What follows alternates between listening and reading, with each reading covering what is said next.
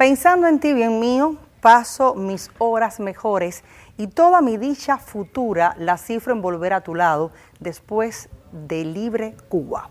Con este fragmento del epistolario entre Ignacio Agramonte y Amalia Simoni, vamos a retomar el diálogo con el investigador Ricardo Muñoz Gutiérrez, quien actualmente labora en la oficina del historiador de la ciudad de Camagüey y ejerce como profesor en la Universidad Camagüeyana. Muñoz Gutiérrez también se desempeñó por muchos años como presidente de la filial agramontina de la Unión de Historiadores de Cuba. Le reiteramos los buenos días, profesor. Un gusto que comparta con nosotros, aunque sea desde la distancia. Muchísimas gracias por la colaboración de Audiovisuales Príncipe. Profesor, sería injusto y desacertado no hablar de Amalia Simoni cuando compartimos hoy algunos datos acerca de la personalidad del mayor esta mañana. Por tanto, profesor, nos gustaría saber cuáles serían los apuntes fundamentales a señalar acerca de Amalia, una mujer bravía, digna, representante, por supuesto, del sexo femenino oriundo de la llave del Golfo.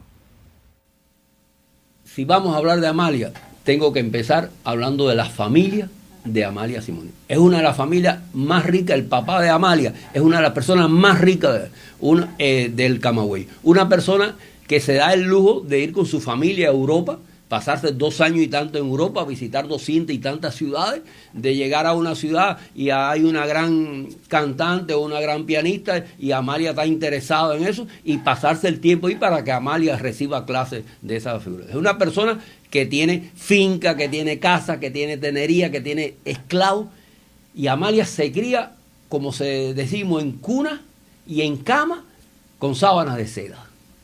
Y entonces Agramonte, Amalia decide irse al monte, a vivir en el monte, en un bohío, a huir a los españoles, a parir en el monte. Esa persona, y a no quejarse de lo que pasa. Incluso a mí me parece muy grande cuando Agramonte le escribe a su mamá y le está diciendo que Amalia, a pesar de que no tiene las comodidades de la ciudad, a pesar de que tiene que remendar la ropa, se siente, no se queja de nada, porque sabe que lo que está haciendo, lo está haciendo por la independencia de Cuba. Y Amalia, cuando la capturan, para mí es grande cuando la hacen prisionera y le proponen que le escriba una carta, le explican cuál es la situación de Cuba, un oficial español, y le explica cuál era la situación de los cubanos, la situación en que estaba, que era muy mal, que iban a ser derrotados, que iban a matar a Agramonte, y le dice que le pida que le escriba una carta a Ignacio, pidiéndole dándole la oportunidad de que salga al exterior, y Amalia le responde: primero usted me cortará las manos que yo le escriba a mi marido para que traicione a la patria. Eso es grande.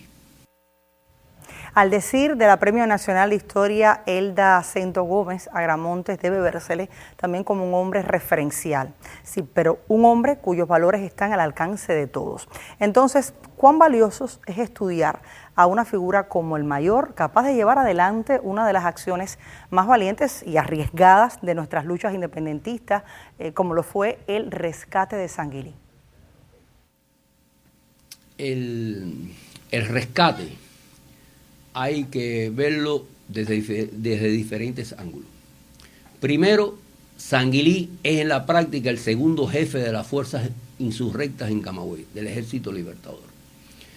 No, es decir, sería un golpe muy duro para que los españoles, para el Ejército Libertador, que los españoles entraran a la ciudad de Puerto Príncipe con el segundo jefe de la insurrección en Camagüey prisionero.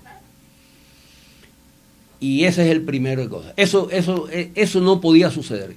Y eso impulsa a Agramonte precisamente a rescatar a Julio Sanguilí. Es decir, no puede ser que ese jefe caiga prisionero y entre en Camagüey. Lo otro es su compañerismo. Es conocido, hay muchos elementos del humanismo y del compañerismo de Ignacio a sus combatientes. Desde a quien estuvo enseñándolo a escribir, de las academias militares, de su pensamiento de que había que preparar a los hombres en la guerra para después en la futura república. Y entonces hay muchos ejemplos de cómo Agramonte, de la crítica a Agramonte que está narrada por Martí, aquel hombre oficial que no quería ser responsable de los chinos, y Agramonte lo llamaba aparte. Ahí lo dice Martí también, de que Agramonte cuando criticaba movía las manos y ellos decían: lo está salando. pero dentro de eso de estar salando está un ejemplo de educación y de preocupación porque ese hombre fuera mejor que lo que estaba dando. Y lo otro es que Sanguilí era una persona inválida, era un jefe que no había que montarlo en el caballo, amarrarlo y combatía de esa forma. Es decir, es una persona decidida, sacrificada, que lo está dando todo y es imposible dejarlo en manos del enemigo. Yo siempre digo que el arte militar de Agramonte, esas preocupaciones que él tuvo siempre antes de combatir, o casi siempre antes de combatir, por estudiar el terreno, estudiar al enemigo, cuánto enemigo era, cuánto yo soy, cómo nos vamos a retirar. En el caso de Rescate de Sanguilí, no se cumplió. Simplemente mandó a Riff, cuando lo encuentre viene y me avisa. Y cuando Riff regresó y le dijo, están en tal lugar, vamos a cargar. No preguntó cómo era el lugar, no preguntó cuántos hombres podía ser el enemigo. Sin esa información, de todas formas, se lanzó a combatir. Y eso lo hacen los grandes. Profesor, hablemos en estos minutos y hablemos además de ese instante previo a la caída en combate del mayor. ¿Qué ocurrió y qué connotación tuvo su muerte en los campos de Jimaguayú? Muchas veces se ha escrito, se ha dicho que hay un misterio alrededor de la muerte de Ignacio Agramonte. Y no es así. Agramonte preparó un combate en Jimaguayú para tratar de hacerle mucho daño a la caballería camagüeyana. Él no pensaba destruir la columna española, que eran de 1000 hombres, él contaba aproximadamente con 500. Él simplemente quería golpear a la caballería camagüeyana. El combate que él planificó no pudo ser, porque el jefe español actuó muy inteligentemente, adivinó los planes de Agramonte en sonsacar, en separar a la caballería española de la infantería para entonces golpearla, y conservó, aguantó la caballería. Ahora, hubo un momento en el combate en que Agramonte creyó, pensamos un grupo de investigadores que hicimos una investigación sobre el combate de Jimaguayú y la muerte de Agramonte en ese lugar, pensamos que Agramonte calculó que una nueva presión, o sea, una nueva carga al machete con una parte de la infantería ya dentro del potrero, podía hacer que el jefe español soltara la caballería.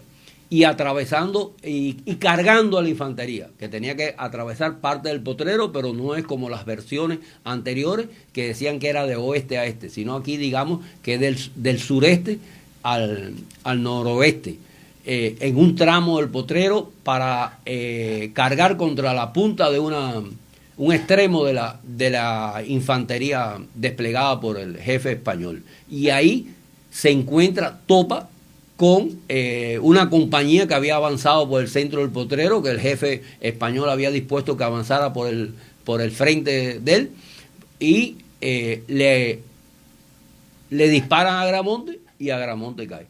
Ahora, Agramonte es un hombre de, como podríamos decir, de temperamento. No se aguanta.